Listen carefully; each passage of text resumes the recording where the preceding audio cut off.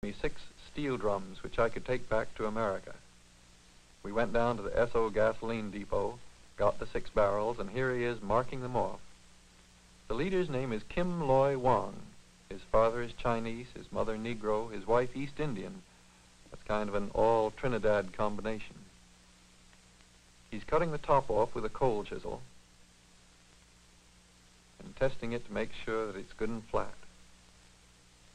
The next step is to heat it up on an ordinary bonfire. It doesn't have to get red hot. Kim Loy said he just heated it until the paint burned off. Then he took it off and let it cool. Then you have to sink it, as they say. That is, hammer it till it's like a shallow basin. But he says you really have to put some elbow grease into it if you want to get it down. He gets every single dent out, smoothing it with his hand. This still has some dents in it, but this one has been well smoothed off. Now comes the tedious part. A very exact pattern has been traced on the surface of the drum, and thousands of taps are made with a nail punch, till you end up with a set of grooves about 1/8 of an inch wide and a 1/16 of an inch deep. The children are standing on it just to steady it for him. These grooves serve to isolate the vibration, so you get a different note from each section. Now comes the miraculous part. Each section is buckled up from the bottom, and as it's hammered, you can hear it adopt a more musical low note instead of a high clang.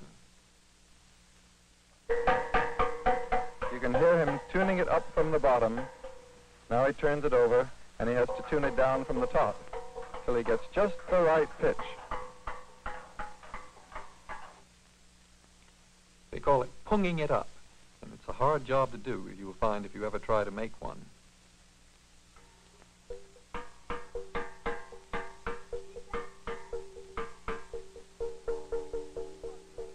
I see.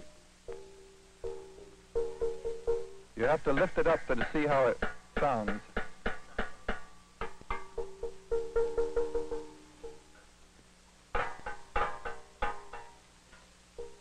I see. Tapping it underneath raises the pitch up, doesn't it?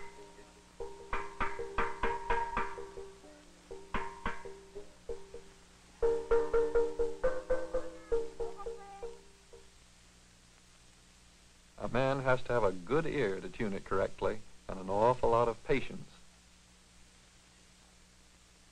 A man can work a whole day just to get one ping pong in tune. All its 24 notes. You hammer too hard on one note, and maybe the note next to it will go out of pitch. While he's working on this, let me tell you something of how steel drums came to be invented. Around World War II, there were laws passed in Trinidad against regular drums and the traditional bamboo stick rhythm bands. So the young people raided the junkyards, and that year they celebrated Carnival with clanging and banging of garbage cans. Then some genius discovered that a dent in the bottom of a garbage can gave off a musical note, and within a few years they'd worked it up to a regular system. This is called a ping pong. It's the soprano instrument.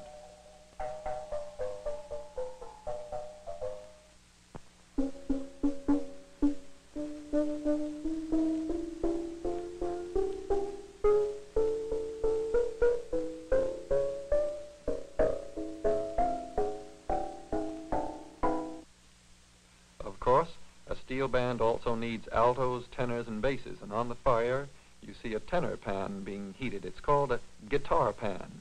The sections are much bigger because the notes are lower.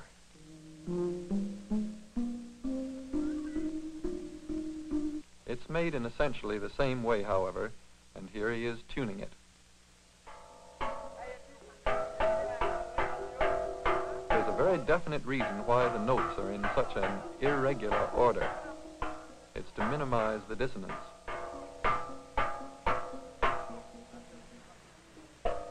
He lowers the tone when he hammers on it from the top.